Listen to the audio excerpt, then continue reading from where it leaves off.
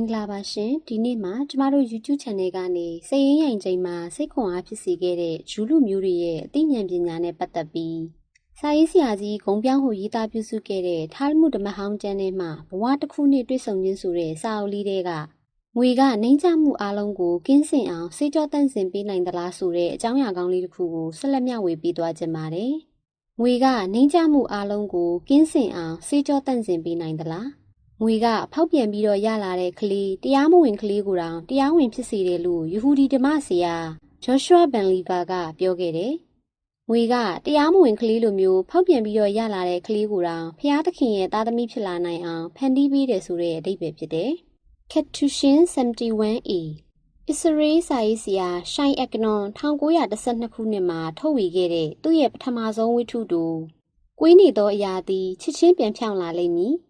And the crooked shall be made straight ဆိုတဲ့စာပေလက်ရာမှာမီနာရှီလို့ခေါ်တဲ့အမျိုးသားတဦးရဲ့ဝမ်းနည်းပွေဘဝဇလံကိုထည့်သွင်းရေးသားထားတယ်။ပိုင်ဆိုင်ထားသမျှအကုန်ဆုံးရှုံးပြီးစီးရဲနုံနဲ့ကြာရောက်သွားခဲ့တဲ့ဇက်ကောင်မီနာရှီကဝေရှာဖို့အတွက်မိသားစုကိုထားပစ်ခဲ့ပြီးတယောက်တည်းဇာတိမြေကနေခဏထွက်ခွာသွားခဲ့တယ်။ဒါပေမဲ့သူဇာတိမြေကနေထွက်ခွာသွားတဲ့အချိန်တွင်းမှာသူတည်ဆုံးသွားပြီဆိုတဲ့သတင်းမှထွက်ပေါ်လာခဲ့တာကြောင့်သူချစ်မြတ်လို့ရတဲ့ဇနီးတွေကတခြားမျိုးသားတဦးနဲ့နောက်အိမ်အောင်ပြူကကလေးရခဲ့တယ်။ဇာတိမြေကိုပြန်ရောက်ပြီးဒီအဖြစ်မှန်ကိုသိရှိသွားခဲ့တဲ့မီနာရှီဟာရွေးချယ်စရာနှစ်ခုရဲ့ရှေ့မှောက်မှာခြေစုံရက်ဖို့ဖြစ်လာခဲ့တော့တယ်။ဇနီးရဲ့တစ္ဆာဖောက်မှုကိုလူသိရှင်ကြားဖော်ထုတ်လိုက်မလားဒါမှမဟုတ်အရာအလုံးကိုဖုံးကွယ်ပစ်ပြီးသူကိုယ်တိုင်နောက်ဆုတ်ပေးလိုက်မလား။ဇနီးရဲ့တစ္ဆာဖောက်မှုကိုလူသိရှင်ကြားဖော်ထုတ်လိုက်မယ်ဆိုရင်ဇနီးတွေကတစ္ဆာမရှိတဲ့မိန်းမလို့နာမည်တက်ခံရမှာဖြစ်ပြီးသူမကမွေးထုတ်ပေးလိုက်တဲ့ကလေးဟာလည်းတရားမဝင်ကလေးမန်ဇရင်ဆိုတဲ့မျိုးရိုးအဆင့်တန်းကြောင့်ဆုံးရှုံးနေတာမှုများစွာကိုရင်ဆိုင်ခံစားရမှာပဲဖြစ်တယ်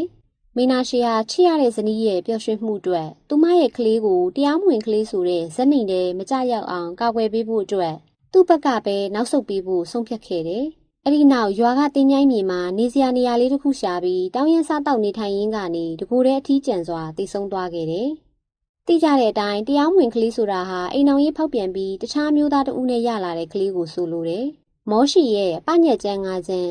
ကဘာဦးကျန်းထွက်မြောက်ရာကျန်းဝိပုရာကျန်းတောလေရာကျန်းတရားဟောရာကျန်းတို့မှာဒီကိစ္စကိုတင်းကျပ်စွာတားမြစ်ထားတယ်။တရားမဝင်ကလေးဟာသူကိုယ်တိုင်ဖျားသခင်ရဲ့သားသမီးမဖြစ်လာနိုင်ုံတင်မကပဲနောက်မျိုးဆက်ဆယ်ဆက်တိုင်အောင်ဖျားသခင်ရဲ့သားသမီးမဖြစ်လာနိုင်တော့ဘူးလို့ပြောထားတဲ့အထိပါပဲ။ဒါရင်မကပဲတရားမဝင်ကလေးတွေကိုဖျားသခင်ရဲ့သားသမီးတွေနဲ့လက်ထပ်ခွင့်ပါတားမြစ်ထားတယ်။ဒီလိုမျိုးတရားမဝင်ကလေးတွေကိုဂျူးလူဖွဲ့စည်းမှာနေထိုင်ခွင့်ပေးထားခဲ့ပေမဲ့တတိယတန်းစားဘဝအနိုင်ဆုံးဆင့်ကိုတော့ရှောင်လွှဲနိုင်မဲ့လည်းမရှိခဲ့ပါဘူး။ဒါပေမဲ့ဒီလိုအထင်သေးခံရတဲ့တရားမဝင်ကလေးကိုတောင်ငွေနဲ့သူ့မျိုးရိုးအဆင့်တန်းကိုစေးကြောဖယ်ရှားပစ်နိုင်ခဲ့တယ်။အဲ့ဒီခေတ်ကလေးကငွေဟာဘလောက်တောင်ကြီးမားလွန်းတဲ့အင်အားကိုပိုင်ဆိုင်ထားခဲ့တယ်လေဆိုတာကိုပြောပြပေးနေတဲ့ဇလံဖြစ်တယ်။အရင်ရောအခုရောအာနာရှိနေစေဖြစ်တဲ့ငွေထားမှုဓမ္မဟောင်းကျမ်းပေါ်ပေါက်ခဲ့တဲ့ခေတ်နဲ့အခုခေတ်ကအဖက်ဖက်ကနေတော်တော်လေးကွာခြားတယ်။ဒါပေမဲ့ပြောင်းလဲမှုမရှိတဲ့အရာတွေလည်းရှိတယ်။အဲ့ဒီတဲကတစ်ခုကတော့ငွေရှင်ကြေးရှင်တွေရဲ့ဩဇာအရှိန်အဝါပြမှုနဲ့ဟိတ်ဟန်ကြီးမှုပဲဖြစ်တယ်။ကျွန်တော်တို့ဟာလောကကြီးကဒီလိုဖြစ်သွားရင်ကောင်းမယ်ဟိုလိုဖြစ်သွားရင်ကောင်းမယ်ဆိုတဲ့အတွေးမျိုးမကြာခဏတွေးတတ်ကြတယ်။ဒါပေမဲ့တကယ်လက်တွေ့လောကကြီးရဲ့လေပတ်ပုံသဘောတရားကတော့ကျွန်တော်တို့ရဲ့မျှော်လင့်ချက်နဲ့မတူပါဘူး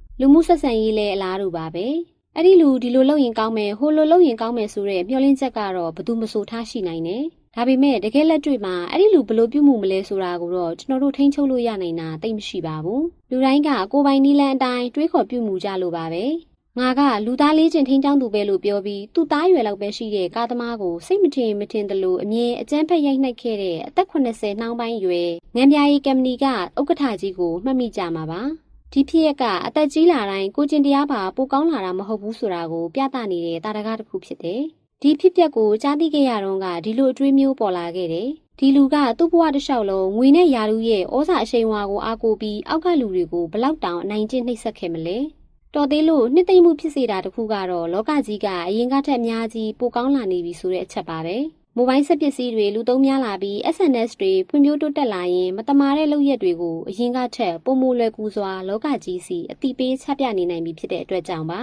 ကမ်ပဏီတွေမှာမတမာတဲ့လုပ်ရက်တွေဖော်ထုတ်ခံရပြီဆိုရင်ရောင်းဝါးကြဆင်းမှုနဲ့ဂုဏ်သတင်းကြဆင်းမှုတို့အတွက်ကုန်ကျစရိတ်ကိုပေးချေရုံပြင်မရှိပါဘူး။ငွေရှင်ကြေးရှင်တွေဟာစီးပွားရေးလုပ်ငန်းလုပ်ရမှာအလုပ်အနှံသူနေရာကပိုရှိတတ်ကြတယ်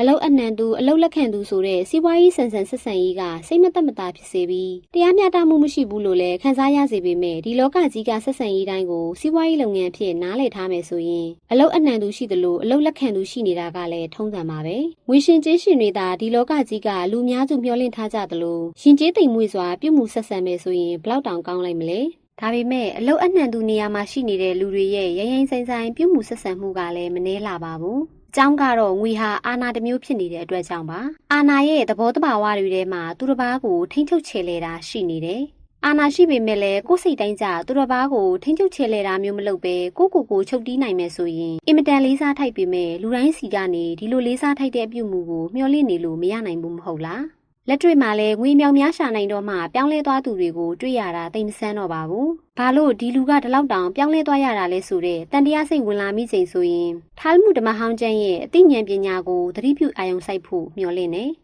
ရှေ့မှာမိတ်ဆက်ဖော်ပြခဲ့တဲ့ကိုးကားချက်ကနေတဆင့်ထားမှုဓမ္မဟောင်းကျမ်းကကျွန်တော်တို့လူအဖွဲ့အစည်းမှာမကြာခဏပြဿနာဖြစ်လေရှိတဲ့အာဏာအလွဲသုံးစားပြုခြင်းရဲ့အကြောင်းရင်းကိုထောက်ပြထားတယ်။ငွေကဖောက်ပြန်ပြီးတော့ရလာတဲ့ကလေးကိုတောင်တရားဝင်ဖြစ်စေတယ်ဆိုတဲ့စကားမှာဖောက်ပြန်ပြီးတော့ရလာတဲ့ကလေးဆိုတာကတရားမဝင်ကလေးကိုခိုင်းနှိုင်းပြထားတာဆိုပေမဲ့ဒီနေ့ခေတ်သုံးနှုန်းနဲ့အဓိပ္ပာယ်ဖွင့်ဆိုမယ်ဆိုရင်တော့မောက်မာရိုင်းဆိုင်ပြီးအထက်စီးဆန်တဲ့အကျင့်စရိုက်နဲ့သူများကိုလက်လွတ်စပယ်ပြုမှုဆက်ဆံတတ်တာကိုရည်ညွှန်းတဲ့အသုံးနှုန်းဖြစ်နိုင်တယ်။တနည်းပြောရရင်ဒီစကားက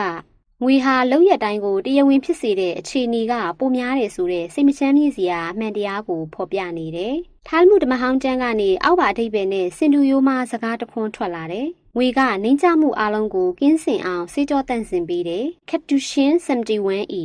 တေချာပေါက်ဒါကမှန်ကန်တဲ့အရာတော့မဟုတ်ပါဘူး။ဒါပေမဲ့လက်တွေ့မှာတော့ဒီလောကကြီးမှာမကြာခဏဖြစ်ပျက်နေတဲ့အရာဖြစ်တယ်။စင်ရဲ့ချမ်းသာကွာဟချက်ကိုတုံးချပြီးလက်လွတ်စပယ်ပြုမှုဆက်ဆံတတ်သူနဲ့တွေ့ရရင်တော့အရန်ကြီးစိတ်မကောင်းမဖြစ်ဖို့မျှော်လင့်နေ။လူတွေစီမှာအဲ့ဒီလိုပင်ကိုယ်စရိုက်လက္ခဏာတွေရှိတတ်တယ်လို့တွေးလိုက်ရင်နားလည်ပေးနိုင်မှာပါ။တေချာတာကတော့ဒီလိုပြုမှုဟာလုံးဝမှန်ကန်နေတာမဟုတ်တလို့သင်တို့ကိုယ်တိုင်လည်းအဲ့ဒီလိုပြုမှုဆက်ဆံလို့ရတယ်ဆိုတဲ့သဘောလည်းမဟုတ်ပါဘူး။အာဏာပြရာမှာတစ်ဖက်ကန်းခက်ကျွမ်းကျင်သူတွေဟာငွေအနှဲများနဲ့အာဏာကြီးမကြီးပေါ်လိုက်ပြီးဒီလောကကြီးနဲ့လူတွေကိုဆုံးဖြတ်တတ်ကြတယ်။လူတစ်ယောက်ရဲ့ကိုကျင့်တရားပညာဗဟုသုတနဲ့ကိုကျင့်သိက္ခာတို့ကသူတို့အတွက်တော့လောကကြီးကိုကဲဖြတ်တဲ့စံနှုန်းမဟုတ်နေဘူး။ဒီလိုအရာတွေကိုသာစံနှုန်းဖြစ်သတ်မှတ်ခဲ့မယ်ဆိုရင်မောက်မာရိုင်းဆိုင်ပြီးအထက်စီးဆန်တဲ့အကျင့်စရိုက်နဲ့သူများကိုလက်လွတ်စပယ်ပြုမှုဆက်ဆံတတ်တဲ့အပြုမှုမျိုးထွက်လာနိုင်မှာမဟုတ်ပါဘူး။ထားမှုဓမ္မဟောင်းကျမ်းကမောက်မာရိုင်းဆိုင်ပြီးအထက်စီးဆန်တဲ့အကျင့်စရိုက်နဲ့သူများကိုလက်လွတ်စပယ်ပြုမှုဆက်ဆံတတ်သူတွေရဲ့တန်ဖိုးသတ်မှတ်ချက်စံနှုန်းကိုလည်းကွက်ကွက်ကွင်းကွင်းထောက်ပြထားတယ်။ငွေသားကအကောင်းဆုံးဂျားပွဲစားပဲ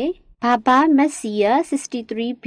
ငွေနဲ့အရာရာကိုဖြည့်ရှင်းလိုသူတွေရဲ့အတွေးကိုပေါ်လွင်အောင်ဖော်ပြထားတဲ့စကားဖြစ်တယ်။ငွေမြောက်များပိုင်ဆိုင်ထားပေမဲ့လည်းနှိမ့်ချတတ်သူဟာအမှန်တကယ်လေးစားထိုက်သူဖြစ်တယ်။အကြောင်းကတော့သူ့စီမှာသူတစ်ပါးကိုကိုင်လှုပ်နိုင်တဲ့အင်အားရှိပေမဲ့ကိုထိန်းချုပ်လိုက်လို့ပါပဲ။မောက်မာရိုင်းဆိုင်ပြီးထက်စီးဆန်တဲ့အကျင့်စရိုက်နဲ့ပြုမှုဆက်ဆံတတ်တဲ့တထေးနဲ့စုံမိပြီဆိုရင်ဒီလူကငွေအားကိုပြီးဟန်လုံးနေတာပဲဆိုတာလောက်နဲ့နားလည်ပေးပြီးကြော်သွားလိုက်တာကပိုပညာရှိတယ်။တခုရှိတာကတော့သင်တို့စီမှာငွေမြောင်များရှိလာရင်တော့အဲ့ဒီလူတွေလိုမျိုးမပြုတ်မှုမိအောင်အမြဲတမ်းထားပါငွေကအာဏာတစ်မျိုးဆိုပေမဲ့လည်းနှိမ့်ချမှုအလုံးကိုတော့စေကြောတန့်စင်ပေးနိုင်ပါဘူးဗီဒီယိုလေးကိုအဆုံးထိနားထောင်ပေးခဲ့ကြလို့အားလုံးကိုကျေးဇူးများကြီးတင်ပါတယ်ရှင်နောက်တစ်ဖန်ပြန်လည်ဆုံတွေ့ပါအောင်မယ်ရှင်